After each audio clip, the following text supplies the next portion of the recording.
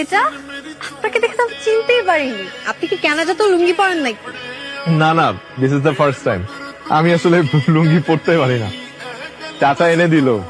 আরে আমি পড়াই দিছি। দাদি আসি, আমার জন্য দোয়া করবেন। এসো ভাই, ভালো থাকবেন আপনি। একদিনে মনটা খারাপ করে দিয়ে গেলে, আবার এসো। ফিয়ামানিল্লাহ। আসি। হ্যাঁ, ভালো থেকো তোমরা, দেখা হবে। এটা আপনার জন্য। ভাইজান, আমি টাকা নেব না, যদি পারেন আমার করে $1 ডলার দিয়ে আপনি কি করবেন? মানে কোথায় খরচ করবেন বা কোথায় ভাঙাবেন? কোথাও ভাঙাবো না, খরচও করবো না, নিজের কাছে যত্ন সহকারে রেখে দেবো। যখন আমি বিয়ে করবো তখন বউরে দেখাই বলবো, এই দেখ তোর স্বামীর কাছে $1 আছে, এখন থেকে এক্সট্রা সম্মান দিয়ে চলবি। আমার কাছে আছে কি না দেখতে হবে। ইউ আর ইন লাক, কিছু ডলার ছিল। ভাইজান, আমিও টাকা নিব না, আমিও ডলার নিব। এই নেন।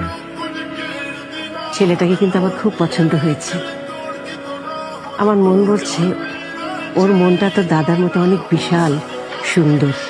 ও তোকে অনেক ভালোবাসবে রে, তোর দাদা যেমন আমাকে ভালোবাসতো সেই রকম।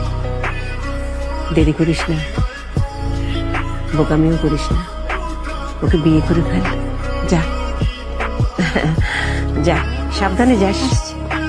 আচ্ছা,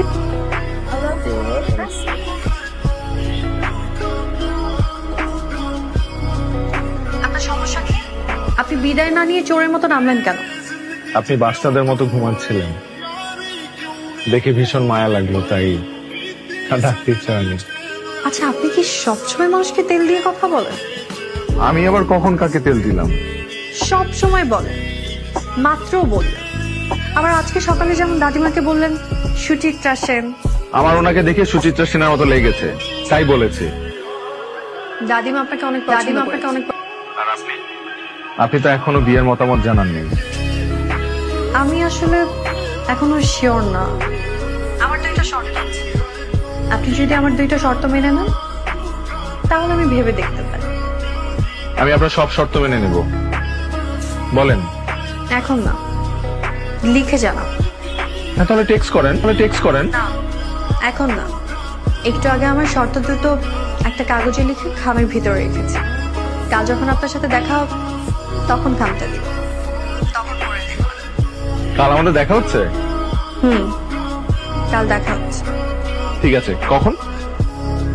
1টার সময়। ওকে। কালকে আপনার মা আর মামাতো ভাইরা সাথে আসবে? আমি একাই আসবো, একসাথে লাঞ্চ করব। ঠিক আছে, ডান। একটা অনুরোধ করি, কাল একটা নীল শাড়ি পরে আসা যায়? আমি তো শাড়ি পরতে পারি না। সমস্যা নেই, আপনি আসলেই হবে। ওকে, বাই।